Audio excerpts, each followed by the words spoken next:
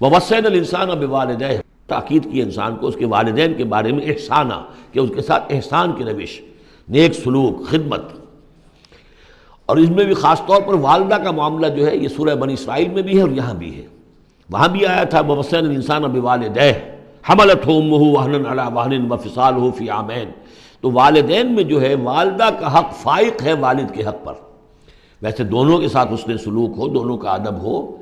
وَإِمَّا يَبْلُغَنَّ عِندَكَ الْكِبَرَ أَحَدُهُمَا أَوْ كِلَاهُمَا فَلَا تَقُل لَّهُمَا أُفٍّ وَلَا تَنْهَرْهُمَا وَقُل لَّهُمَا قَوْلًا كَرِيمًا، یہ ہم پڑھ چکے ہیں۔ لیکن یہاں بھی اور وہاں بھی خاص طور پر والدہ کا، اس لیے کہ مشقت جو ہے پیدائش میں ساری کی ساری مشقت جو ہے ماں کی ہے، باپ کا کیا حصہ ہے؟ وہ تو ایک کوئی اس کی لذت کا لمحہ ہوتا ہے، وہ اس کے اندر اس نے وہ بوند ٹپکائی اور فارغ۔ اب وہ ساری مصیبت کون جھیل رہی ہے؟ وہ عورت جھیل رہی ہے، ماں جھیل رہی ہے۔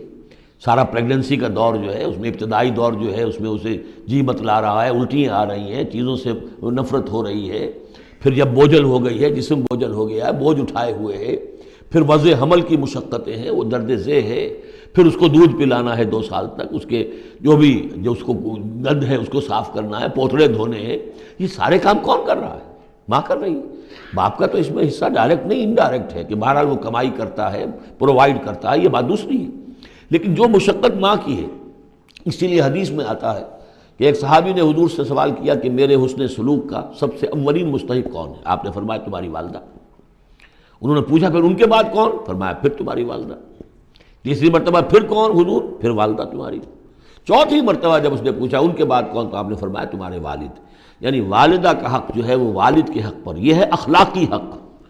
قانونی حق والد کا زیادہ ہے، اگر سیپریشن ہو جائے گی تو اولاد والد کی ہے، قانونی حق اس کا زیادہ ہے، لیکن اخلاقی حق، خدمت کا حق اور جنت جس کے پاؤں تلے ہے وہ باپ نہیں ماں ہے۔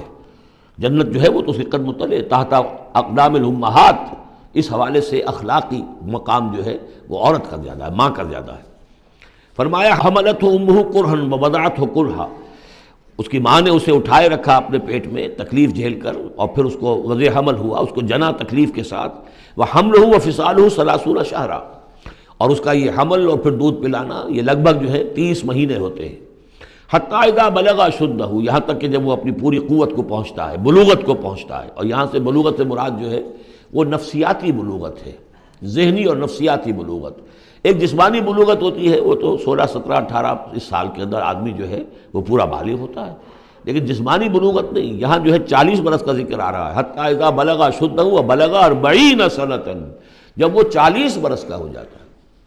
سائیکولوجیکل میچورٹی جو ہے انسان کی وہ 40 برس کی ہے۔ یہی وجہ ہے کہ 40 برس ہی کی عمر میں جو بھی نبوت جو ہے وہ ملتی تھی، حضور کو بھی 40 برس کی۔ فلما بلغ 40 سنۃ حبب الیہ الخلاء فکان یخلو بغار حراء، ایک حدیث ہے بڑی پیاری جس کی راویہ ہیں ام المومنین حضرت عائشہ صدیقہ رضی اللہ تعالیٰ عنہ، جس میں فرمایا انہوں نے کہ حضور نے مجھے بتایا کہ جب میری عمر 40 برس کے قریب ہوئی تو مجھے خلوت گزینی محبوب ہو گئی، تنہائی میں بیٹھ کر، اور پھر آپ جا کر کئی دن کئی راتیں جو ہے غار حرا میں آپ تنہا رہتے تھے، خلوت گزینی، پھر وہیں پر وہی کا آغاز ہوا ہے۔ تو 40 برس کی عمر، اگرچہ استثناءات ہیں، حضرت یحییٰ کے بارے میں ہم پڑھ چکے ہیں سورہ مریم میں، آتیناہ الحکم صبیہ، بچپن ہی میں اللہ نے انہیں حکمت عطا فرما دی، اور ان کو جو بھی وہ میچورٹی ہے اللہ نے بہت ابتدائی عمر میں عطا فرما دی۔ حضرت عیسیٰ کا معاملہ بھی ایسا ہی ہے، لیکن عام قاعدہ و قانون وہی ہے 40 برس کا۔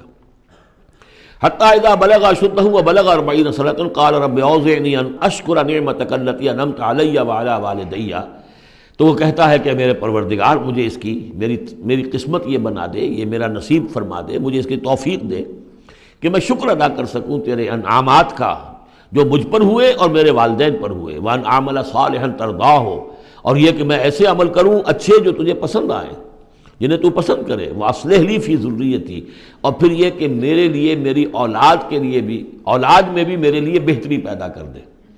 ایک تو یہ ہوتا ہے کہ اصلح لی ذریتی، میری اولاد کو اصلاح کر دے، انہیں صالح بنا دے، لیکن یہاں پہ انداز جو ہے ذرا دیکھیے، اصلح لی فی ذریتی، اس لیے کہ اولاد صالح ہوگی تو اس کا فائدہ مجھے بھی پہنچے گا، اس لیے کہ اگر اولاد جو ہے وہ صالح ہے اور نیک ہے تو اس سے یقیناً انسان جو ہے وہ دعائیں کریں گے، استغفار کریں گے، اور ان کے جو اعمال صالحہ ہیں، چونکہ باپ نے کوئی تربیت اچھی دی تھی تو ان کے اعمال صالحہ سے بھی اس کے اپنے حساب کے اندر بھی ادراج ہوتا رہے گا نیکیوں کا۔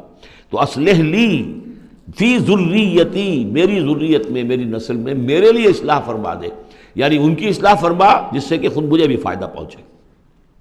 اسی بالکل یہی مفہوم ہے کہ جو ہم نے سورہ الفرقان میں پڑھا ہے، وَجْعَلْنَا لِلْمُتَّقِينَ اماما، مراد یہ کہ ہماری اولاد کو متقی بنا، تاکہ ان کی جو ہم از خود ان کے آگے چلنے والے ہیں، ان کے امام ہیں، وہ ہمارے فالوورز ہیں، ہمارے پیچھے چلنے والے ہیں، اور قیامت میں ایسا ہوگا حشر میں آدمی اٹھیں گے اور ان کے پیچھے ان کی نسلیں چلی آ رہی ہیں، تو ہمارے پیچھے آنے والے ہیں وہ نیک ہوں، متقی ہوں۔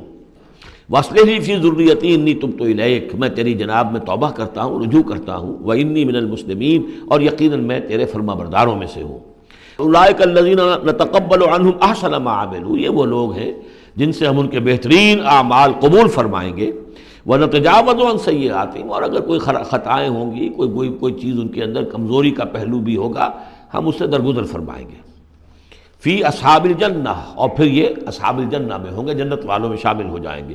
وعد الصدق الذی کانوا یوعدون، یہ سچا وعدہ ہے جس کا کہ ان سے وعدہ کیا جاتا تھا۔